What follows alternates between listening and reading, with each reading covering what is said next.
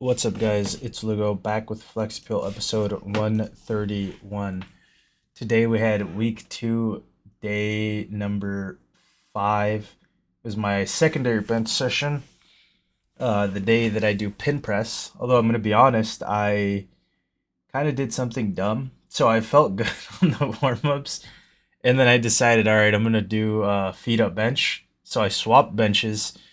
I did about two sets, and then I was like, wow, I'm still leaning pretty hard. I should have just done pin press.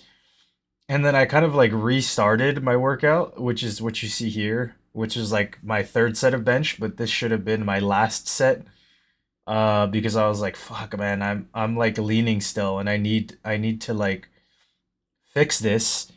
Um, so I basically did my three sets here. So I did five sets this week of bench, which I should have only done three, or on this day, which is not ideal, but I am liking pin press so far. I should have stayed with the plan.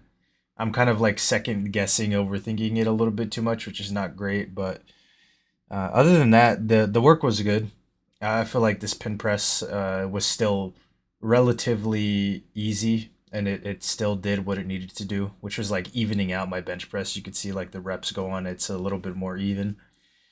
But I also have been doing wraps, wrist wraps. I got flex mediums because I had large, but I felt like I didn't really need to crank them up that much.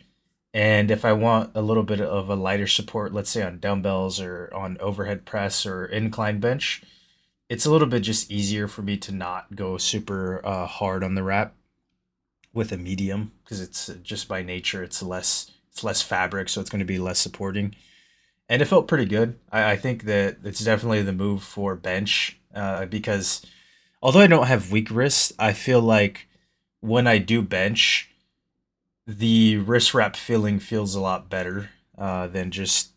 I feel like my wrist maybe get a little bit. The wrist position gets a little bit dicey when I'm not using wrist wraps. It doesn't hurt anymore because I've been doing a lot of forearm stuff. It just feels better. But I am quite enjoying these overhead presses. It's been a while since I've actually progressed them, added weight, and fixed my technique. So it is very nice that I can do this and consistently progress it because it's been a while. This was, I think, like 115. I was like losing it at the top because I was pushing through too hard, which is not, I don't really need to do, but I kind of do it for the extra scapular mobility training and being able to hold that. Because I did overhead squats with my friend, I realized it's a really big weakness of mine in that overhead position. And I feel like just being able to, I know it doesn't translate to anything, but I feel like if I improve that, it will help my bench and my squat to be able to have that mobility at least. So it's been something that I've been training. I've done a lot of soft tissue work on my back and to my shoulders, my rear delts, traps, and I've also stretched it out.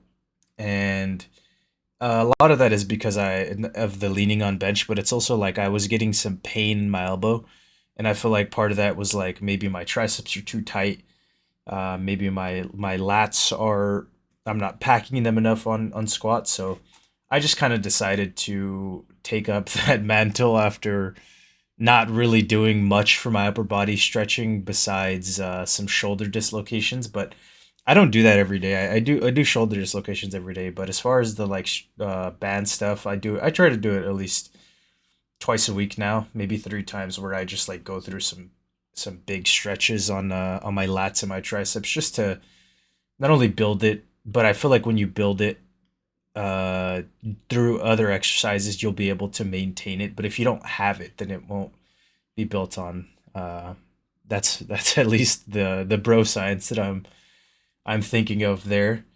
But that's pretty much it for today, guys. If you enjoyed the video, consider leaving a like, a comment, or subscribe, and I will see you tomorrow for some high bar squats. Thanks for watching.